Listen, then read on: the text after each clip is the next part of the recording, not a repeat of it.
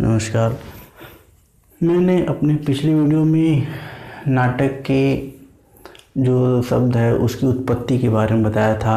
नाटक है क्या, इसमें कौन कौन सी शब्दावलियाँ आई, कौन कौन सी विलुप्त हो गई और किन किन शब्दावलियों का नाम जो है वर्तमान समय में परिवर्तित हो गया है। उसमें हमने आपको बताया था कि कितने प्रकार की कथाएं होती हैं, कितने नायक नायिकाएं होती हैं, उनके भेद बताए थे। एक तरीके से कहने को हमने एक जो नाटक के तत्व होते हैं, चाहे वो भरत मुनि के हिसाब से हो चाहे वर्तमान विद्वानों के हिसाब से, कितने प्रकार के तत्व होते हैं उनकी हमने पूरी व्याख्या आपको बताई थी। आज की वीडियो में हम आपको हिंदी साहित्य की जो एक गद्य विधा है नाटक, उसकी उद्भव और उसके विकास के बारे में बताएंगे कि उसका उद्भव कैसे हुआ, कब हुआ, किन किन परिस्थितियों में हुआ। तो अगर उद्भव की बात करें तो हिंदी नाटक का जो उद्भव है वह आपके रामायण नाटक से भी माना जाता है, हनुमान नाटक से भी माना जाता है, हनुमान नाटक से भी माना जाता है। तो उसके अतिरिक्त अगर बात करें तो इनमें जो है, जो हमने अभी 3 नाटक आपको बताए हैं, तो इनमें जो एक तत्व होता है नाटक के, तो उन तत्वों का अभाव है, वह उसमें तत्व वो नहीं मिलते हैं। इसलिए हम ये कह सकते हैं कि इसमें जो है ये नाटक की श्रेणी में ये नहीं आ पाते हैं। अगर उसके बारे में बात करें कि नाटक हैं कौन, तो उसमें पहला नाम आता है नहुस का। ये गोपाल चंद्र गिरधर दास जी ने लिखा है, जो कि भारतेंदु हरिश्चंद्र जी के पिताजी रहे हैं। उसके बाद अगर बात करें तो नहुस के अतिरिक्त आपका एक प्रमुख नाम और आता है जानकी मंगल। ये अक्सर सवाल आता है कि जानकी मंगल में किस लेखक ने अभिनय किया था, तो उसका उत्तर है भारतेंदु हरिश्चंद्र जी ने। भारतेंदु हरिश्चंद्र जी ने जानकी मंगल में एक पात्र का अभिनय किया था।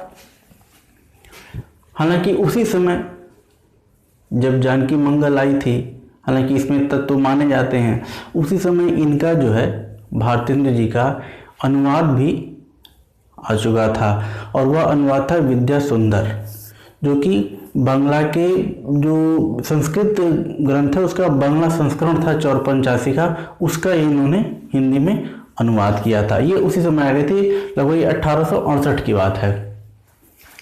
तो अगर हिंदी की पहले नाटक की अगर बात की जाती है तो ज़्यादातर हम नहुस का ही नाम लेते हैं।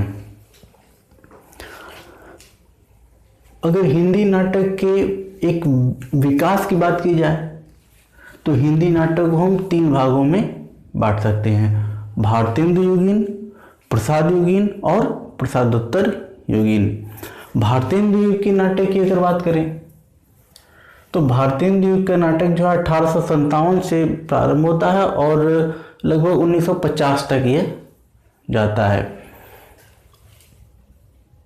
इस युग के प्रमुख अगर लेखकों की बात करें तो उसमें आते हैं भारतेंदु जी, अंबिका दत्त व्यास जी, हरिऔध जी, प्रेमघन जी, किशोरदास गोस्वामी उग्र हैं, जेपी श्रीवास्तव जी हैं। इसके बाद लाला श्रीनिवास दास हैं, राधा कृष्ण दास हैं, बालकृष्ण भट्ट जी हैं। तो ये उस युग के प्रमुख नाटककार हैं। बाद इनकी अगर रचनाओं की बात करें तो सबसे पहले आता है भारतेंदु हरिश्चंद्र जी का नाम। हमने आपको बताया है पिछली वीडियो में ही कि हिंदी साहित्य में, हिंदी भाषा में सबसे पहले नाटक नहीं लिखा गया था। उसमें ज़्यादातर पहले ये हुआ था कि अनुदित किया हुआ हिस्सा आया था, क्योंकि बहुत लोग नाटक के बारे में जानते नहीं थे। हालांकि ये बहुत अच्छी विधा आई थी और ज़्यादातर चाहे वो संस्कृत हो, चाहे बांग्ला हो, चाहे अंग्रेजी हो, उसका ही अनुवाद हुआ है। और इसकी जो कह लीजिए कि शुरुआत जो है भारतेंदु जी ने ही की थी। इनकी जो अनुदित अगर नाटकों की बात की जाए तो विद्या सुंदर है, जो कि 5485 का हिंदी अनुवाद है, कर्पूर मंजरी है, रत्नावली है, मर्चेंट ऑफ वेनिस जो शेक्सपियर का नाटक है उसका हिंदी अनुवाद है, दुर्लभ बंधु, पाखंड विडंबन है, धनंजय विजय है, मुद्रा राक्षस है, जो कि विशाख दत्त ने संस्कृत में लिखा था, उसका इन्होंने हिंदी अनुवाद प्रस्तुत किया है। अगर इनके हम मौलिक उपन्यासों की बात करें भारतेंदु जी के, तो भारतेंदु जी का जो मौलिक उपन्यास है उसमें वैदिक की हिंसा हिंसानुभूति है, जिसमें पशु बलियन की आलोचना की गई है। इसके अतिरिक्त बात करें तो भारतेंदु जी के मौलिक नाटकों में भारत दुर्दशा है, भारत जननी है, अंधेर नगरी है, विषय से विषम औषधम है। और इसकी बात करें तो अंधेर नगरी हमने आपको बताया ही है, सत्य हरिश्चंद्र है, नील देवी है, ये सती प्रताप है, प्रेम जोगनी है, ये इसके हिंदी के प्रमुख नाटक हैं जो भारतेंदु जी ने मौलिक रूप से लिखे हैं। इसके बाद बात करें तो अंबिका दत्त व्यास जी आते हैं, हरिऔध जी आते हैं, प्रेमधन जी आते हैं, किशोरीलाल गोस्वामी जी आते हैं, जिनकी प्रमुख नाटक है मयंक मंजरी। इसके बाद आते हैं उग्र जी, पांडे बेचन शर्मा उग्र। इन्होंने चार बेचारे, उजबक, चुम्बन, डिक्टेटर और आवारा जैसे महत्वपूर्ण नाटक लिखे हैं। इन्होंने ज़्यादातर व्यंग प्रधान चीज़ें लिखी हैं। भारतेंदु युग की अगर विशेषताओं की बात करें, हम आपको ये बताते हैं, अगर विशेषताओं की बात करें तो नाटक की जो विशेषताएं थी वह ऐतिहासिक भी ली गई हैं और तत्कालिक जो समस्याएं थी उन चीज़ों को लेकर भी नाटक लिखे गए हैं। अब वह चाहे सामान्य भाषा में लिखे गए हों या व्यंग की भाषा में लिखे गए हों, इनमें जो है समाज में उस वक्त व्याप्त समस्याओं को उठाया गया है। जैसे अगर भारतेंदु की बात करें तो अंधेर नगरी, भ्रष्ट शासन तंत्र का वहाँ पे चित्रण दिखाया गया है। नील देवी में उत्कृष्ट प्रेम का चित्रण किया गया है। वैसे यहाँ बात करें तो उग्र जी ने अपने निबंधों में एक व्यंग के द्वारा समस्याओं को उठाया है। उसके बाद आता है जीपी श्रीवास्तव, यह भी एक व्यंगकार ही हैं। इन्होंने व्यंग के माध्यम से ही समस्याओं को उठाया है। तो उसमें अगर इनकी नाटक की बात करें तो दुमदार आदमी है, गड़बड़झाला है, कुर्सी मैन है, न घर का न घाट का, ये उनके प्रमुख नाटक हैं। इसके बाद आता है राधा कृष्ण दास का, ये इन्होंने ऐतिहासिक नाटक भी लिखे हैं। उसमें अगर बात करें तो महाराणा प्रताप जी हैं, महारानी पद्मावती हैं, दुखनी बाला इनका नाटक है, धर्मालाप है। उसके बाद है लाला श्रीनिवास दास का, लाला श्रीनिवास दास ने तप्ता समर्ण लिखा है, संयोगिता स्वयंवर लिखा है, रणधीर प्रेम मोहिनी लिखा है, श्री प्रहलाद चरित्र इनका प्रमुख नाटक है ऐतिहासिक। बालकृष्ण भट्ट की बात करें तो इन्होंने वेणी संहार, दमयंती स्वयंवर, बृहन्नला, रेल का विकट खेल, बाल विवाह आदि समसामयिक समस्याओं को लेकर के अपने नाटक लिखे हैं।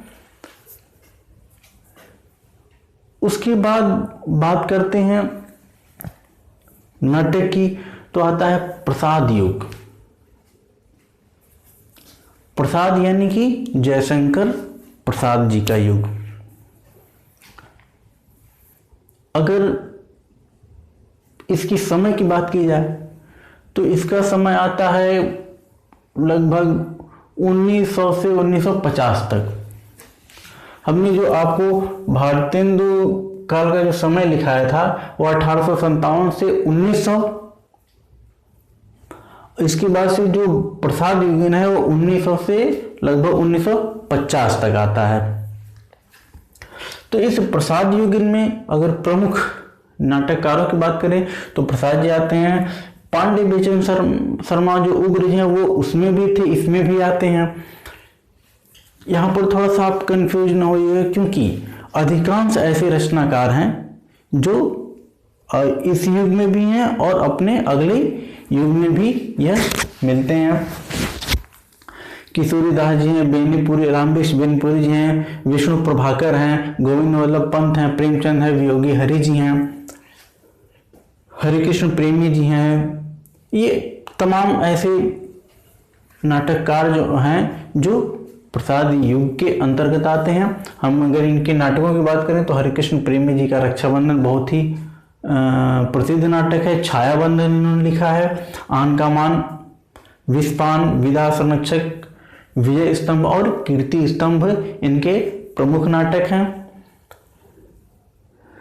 बात अगर सेठ गोविंद दास की करें तो इन्होंने जो लिखा है वह नाटक कली की एक समस्या से जुड़ी है और वह थोड़ा सा अंतर्मुखी समस्या से जुड़ी हुई है। जैसे कि सुख किसमें, बड़ा सुख, प्रकाश, संतोष कहाँ, सेवा पथ, महत्व किसे, गरीबी या अमीरी, इस तरीके के इन्होंने नाटक लिखे हैं। इसके बाद आता है उपेंद्र नाथ अस्क जी का नाम। उन्होंने अंजू दीदी, छठा बेटा, अंधी गली, कैद, उड़ान, अलग अलग रास्ते, स्वर्ग की झलक आदि नाटक लिखे हैं।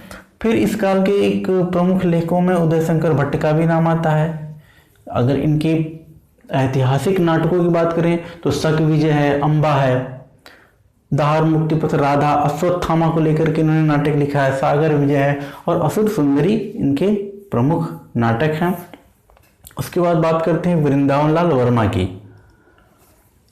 यह ऐतिहासिक नाटकों के लिए जाने जाते हैं वृंदावन लाल वर्मा जी। इन्होंने ऐतिहासिक उपन्यास भी खूब लिखे हैं। कहने का मतलब है कि ये ऐतिहासिक बिंदु उठाने वाले यह प्रमुख लेखक हैं। इनके अगर नाटकों की बात की जाए तो बीरबल है, राखी की लाज है, केवट है, फूलों की बोली है, पूर्व की ओर, नीलकंठ, सगुन, निस्तार, ये सारे इनके प्रमुख नाटक हैं। हम जब बात करते हैं कहानी के परिप्रेक्ष्य में तो कहानी सम्राट के रूप में प्रेमचंद जी का नाम लिया जाता है, लेकिन प्रेमचंद जी ने कुछ नाटक भी लिखे हैं। अगर उनके नाटकों की बात करें तो संग्राम है और करबला इनके प्रमुख नाटक हैं। फिर आता है लक्ष्मी नारायण मिश्र जी का। यहाँ थोड़ा सा आप ध्यान दीजिएगा, लक्ष्मी नारायण मिश्र और एक और जो नाम आता है वो प्रसादोत्तर युग में आता है लक्ष्मी नारायण लाल जी का। तो इनका जब आप नाटक देखिएगा या लिखिएगा या उत्तर देना हो तो जरूर यह अंतर स्पष्ट कर लीजिएगा, कंफ्यूज ना होइएगा। लक्ष्मी नारायण मिश्र जी जो है वह प्रसाद युग के अंतर्गत आते हैं। मिश्र जी ने जो नाटक लिखा है वह सन्यासी है, राक्षस का मंदिर है, कल्पतरु है, सिंदूर की होली इनका बहुत ही प्रमुख नाटक है, जो कि एक सामाजिक समस्याओं को लेकर के है, एक स्त्री नारी समस्या को लेकर के इसमें है। आधी रात, मुक्ति का रहस्य, इनके अगर ऐतिहासिक नाटकों की बात करें तो गरुड़ ध्वज है, वस्त्राज है, वितस्ता की लहरें, दशाश्वमेध है, राजयोग, ये सारे जो है इनके ऐतिहासिक नाटक हैं। सुदर्शन जो है इस युग के एक प्रमुख नाटककार हैं। इनकी अगर रचना की बात करें तो आंधेरी मजिस्ट्रेट आता है, ठीक है, इसके बाद से अंजना आता है। फिर एक और नाम आता है गोविंद वल्लभ पंत। नाम में थोड़ा सा अब इसको ध्यान दीजिएगा कि इनके जो नाटक है सिंदूर की बिंदी है, यह है गोविंद वल्लभ पंत का, जबकि अब लक्ष्मी नारायण मिश्र जी ने सिंदूर की होली नाटक लिखा है। तो ये जरूर याद रखिएगा, सिंदूर की होली और सिंदूर की बिंदी। सिंदूर की होली लक्ष्मी नारायण मिश्र जी का है और सिंदूर की बिंदी जो है गोविंद वल्लभ पंत जी का है। इनका अगला नाटक है अंगूर की बेटी, ययाति, आत्मदीप, तुलसीदास, वरमाला और राज मुकुट। अगर हम बात करते हैं एक बार फिर से देखते हैं कि प्रसाद जी के नाटक, प्रसाद जी के नाटकों की अगर बात की जाए तो उसमें आपको मिलता है विशाख, जनमेजय का नागयज्ञ, राजश्री, स्कंदगुप्त, चंद्रगुप्त, ध्रुव स्वामिनी, ये इनके प्रमुख नाटक कहलाते हैं। जो एक गुट है वह भी नाटक है, लेकिन चूंकि एक अंक का है इसलिए थोड़ा सा ये एकांकी में भी चला जाता है। इसको थोड़ा सा आप बढ़िया से याद करिएगा कि एक घूट जो है, करुणालय भी इनका एक गीति नाट्य है। हालांकि गीति नाट्य में एक और प्रसादोत्तर युग में धर्म भारती का आता है, अंधा युग उसको भी गीति नाट्य ही बोला जाता है। तो करुणालय के यहाँ पे बात करें तो करुणालय जो जयशंकर प्रसाद जी का है वह एक गीति नाट्य की श्रेणी में है। ध्रुव स्वामी की बात करें तो यही एक ऐसा नाटक है जो रंगमंच पर बहुत ही अच्छे तरीके से खेला जाता है। कारण क्या है? प्रसाद युग की अगर बात की जाए तो प्रसाद युग में जो नाटक लिखे गए, हम बात करते हैं दुखांत सुखांत की, लेकिन प्रसाद जी के जो सारे नाटक हैं उसको हम प्रसादांत कहते हैं। उनके नाटकों में न दुखांत मिलता है न सुखांत मिलता है, बल्कि प्रसादांत मिलता है। प्रसादांत क्या कहलाएगा? समझ लीजिए कि एक दुख की छाया पड़ी हुई मिलती है। नाटक जैसे ही समाप्त होता है उसके बाद भी एक पाठक जो है वह दुखी ही रहता है। क्यों? क्योंकि इसमें जो नाटक या उपन्यास कहानी कुछ भी हो, इसमें जो अंतिम फल जो होता है, इसको फलागम हमने पिछले वीडियो में बताया था, अंतिम फल जो है उसका जो भोक्ता होता है वह नायक होता है। लेकिन प्रसाद जी के नाटकों में ऐसा नहीं है। इनका जो नायक है अंत में खाली हाथ रह जाता है, उसके पास एक दुख के अलावा और कुछ नहीं बचता है। यही कारण है कि इसके युग के इनके जो नाटक हैं प्रसाद जी के वह प्रसादांत कहलाते हैं। इनकी बात ध्रुवस्वामी की करें तो ध्रुवस्वामी क्या है, उसमें नारी समस्या को उजागर किया गया है कि क्या नारी को अधिकार है तलाक लेने का, क्या उसे पुनर्विवाह का अधिकार है, उस समस्या को उसमें उठाया गया है।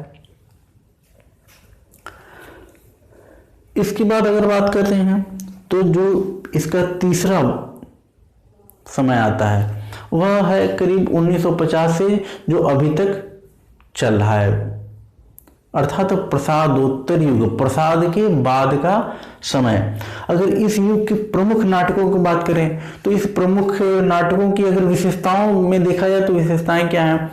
ऐतिहासिक तो लिखे ही गए हैं, ऐतिहासिक या पौराणिक जो लिखे गए हैं, सामाजिक समस्याओं को भी लिखे गए हैं, लेकिन सामाजिक समस्याओं में अंतर्द्वंद की भावना यहाँ पर दिखती है। अंतर्द्वंद क्या है? जैसे कि महानगरीय जीवन की बात हो रही है, उसमें मध्यवर्गीय जीवन की बात हो रही है, औद्योगिकरण की बात हो रही है, तो यह जो है व्यक्ति को एक मानसिक अंतर्द्वंद में शामिल कर ले जाता है, उसको उसके विषाद में भर देता है। यहाँ पर उसी की अभिव्यक्ति इसमें मिलती है प्रसादोत्तर नाटकों में। हालांकि कुछ ऐतिहासिक भी लिखे गए थे। अब जैसे इसके प्रमुख नाटककारों की बात की जाए तो अमृत राय जी हैं, रमेश बख्शी हैं, काशीनाथ जी हैं, सुदर्शन चोपड़ा जी हैं, विष्णु प्रभाकर जी हैं, जिनका जो है टूटते परिवेश है, एक तरीके से के लिए कि ये मैंने आपको बताया कि मानसिक अंतर्द्वंद की अभिव्यक्ति इसमें की गई है। मोहन राकेश, इनका भी आधे अधूरे वही है, मध्यवर्गीय जीवन को यहाँ पे चित्रित किया गया है। लहरों के राजहंस, आषाढ़ का एक दिन, इन्होंने 3 नाटक लिखे हैं। आषाढ़ का एक दिन कालिदास के जीवन पर आधारित है और लहरों के राजहंस जो है वह बुद्ध की एक कथा के बारे में लिखा गया है। उदय शंकर भट्ट जी हैं, सुरेंद्र वर्मा जी इस युग के प्रमुख नाटककार हैं, जिन्होंने द्रौपदी लिखा है, नायक खलनायक, 8वां सर्ग, विदूषक आदि इन्होंने यह नाटक लिखे हैं। इसके बाद नाम आता है भीष्म साहनी का, कबीरा खड़ा बाजार में, ये इनके प्रमुख नाटक है। गिरिराज किशोर जी का है, जगदीश चंद्र माथुर जी का नाम भी प्रसादोत्तर नाटकों में प्रमुखता से लिया जाता है। इनका जो शारदीय नाटक है, ऐतिहासिक नाटक है, इन्होंने एक और नाटक लिखा है कोणार्क। कोणार्क जो है यह भुवनेश्वर की जो प्रसिद्ध मंदिर है उसके आधार पर चालुक्य वंश के से जुड़ी हुई कथा का इसमें वर्णन किया गया। नरेश मेहता जी हैं, धर्म भारती जी हैं, हमने आपको पहले बताया था कि इनका एकमात्र नाटक है अंधा युग, जो कि महाभारत की कथा पर आधारित है और ये एक गीति नाट्य है। अब इसमें एक और नाम आता है मन्नू भंडारी का। ऐसा नहीं कि इसमें सभी नाटककार पुरुष ही हैं, महिला नाटककार भी हैं। इसमें मन्नू भंडारी जी का नाम आता है। इसके बाद आते हैं रांगे राघव जी हैं, लक्ष्मी नारायण लाल जी हैं। हमने अभी आपको बताया था कि जो प्रसाद युग में लक्ष्मी नारायण मिश्र जी हैं और प्रसादोत्तर में लक्ष्मी नारायण लाल जी हैं। अभिमन्यु इनकी एक प्रमुख नाटक है लक्ष्मी नारायण लाल जी का। मादा कैक्टस है इनका नाटक। नरेंद्र कोहली जी हैं, रामकुमार वर्मा जी हैं, विनोद रस्तोगी। तो ये जो है इस प्रसादोत्तर जो नाटक है उसके यह प्रमुख नाटककार रहे हैं। और ऐसा है कि जितने सारे अभी नाटक लिखे गए हैं या अभी तक जो हमको मिलते हैं, इस नाटक का विकास वहीं तक नहीं है। नाटक जो है निरंतर चलने वाली प्रक्रिया कह लीजिए, क्योंकि अभी भी नाटक लिखे जा रहे हैं और अभी भी नाटक लिखे जाएंगे। कुछ कवि ऐसे जो नाटककार हैं आपको ऐसे मिलेंगे कि वह वर्तमान उस युग में भी हैं और उससे पहले में भी हैं या उसके बाद में भी हैं। अभी जैसे मैंने उग्र जी का आपको उदाहरण बताया था, तो उससे पहले भी हैं और बाद में भी। विष्णु प्रभाकर जी भी है, वो प्रसाद युग में भी हैं, प्रसादोत्तर युग में भी हैं। उदय शंकर भट्ट भी दोनों युग में मिलते हैं आपको। तो ये जो प्रमुख नाटककार हैं यह विभिन्न युगों में घूमते रहे हैं। यह नाटक अभी भी लिखा जा रहा है और इसके जो प्रमुख बिंदु हैं, जो समस्याएं इसमें उठाई गई हैं, निरंतर इसमें इसके शिल्प में विकास होता जा रहा है, शिल्प बदलता जा रहा है और हमको नए नए समस्याओं को चित्रित करते हुए नाटक मिल रहे हैं। तो ये आज का जो हमारा वीडियो था, जो टीजीटी पीजीटी हिंदी के सिलेबस के अनुसार नाटक पर आधारित था। इसके अगले सिलेबस के अनुसार हम आपको उपन्यास के बारे में बताएंगे। हिंदी का जो उपन्यास है वह किस प्रकार उसका उद्भव हुआ, उसके तत्व कौन कौन से हैं, किस किस युग में कौन कौन से उपन्यास लिखे गए, कौन कौन से उपन्यासकार प्रमुख है, हिंदी की पहला उपन्यास कौन है। तो मिलते हैं अगली वीडियो में। नमस्कार।